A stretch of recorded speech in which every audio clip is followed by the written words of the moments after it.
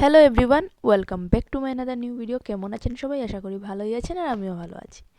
এবছর সংক্রান্তিতে আমাদের বাড়িতে কী কী পিঠে হয়েছে চলুন দেখে নেবেন।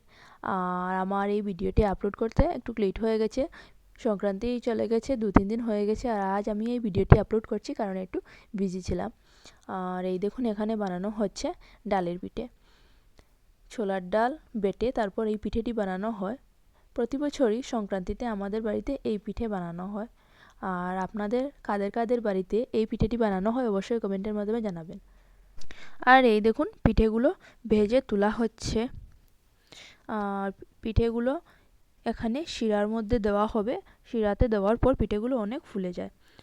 আর এই দেখুন, এখানে ভাপা পিঠে বানানো হয়েছে। ভাপা পিঠার রেসিপিটা আমার চ্যানেলে আছে, আপনারা চাইলে দেখতে পারেন। আর এখানে সুজির পিঠে বানানোর জন্য সুজিগুলোকে ডলা হচ্ছে। সুজিগুলোকে ভেজে তারপর সুজির কাই করে সুজিগুলোকে হাতের তালুর সাহায্যে এভাবে ভালো করে ডলতে হয়, তারপর বানানো হয় সুজির পিঠে। আর এগুলো সিঙ্গারার জন্য ময়াম দিয়ে রাখা হয়েছে। এই দেখুন, অনেক সফট হয়েছে ডোটা। আর এই দেখুন, সুজির পিঠের জন্য রুটি বেলে তারপর গ্লাস দিয়ে কাটা হচ্ছে। এভাবে হলে অনেক তাড়াতাড়ি হয়ে যায়, একসাথে 4-5টি রুটি বেলা যায়।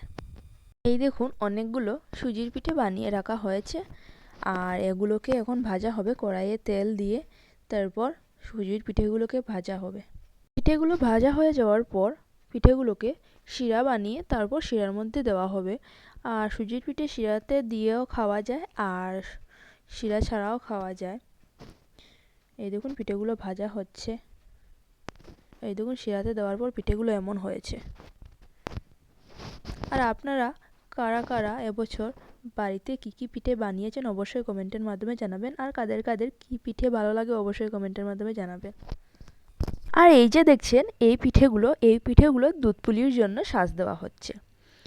প্রথমে সব পিঠেগুলো সাজ দিয়ে দেওয়ার পর সেগুলো দুধে দেওয়া হয়। আর সংক্রান্তির সময় তো দুধ পুলি না হলেই হয় না।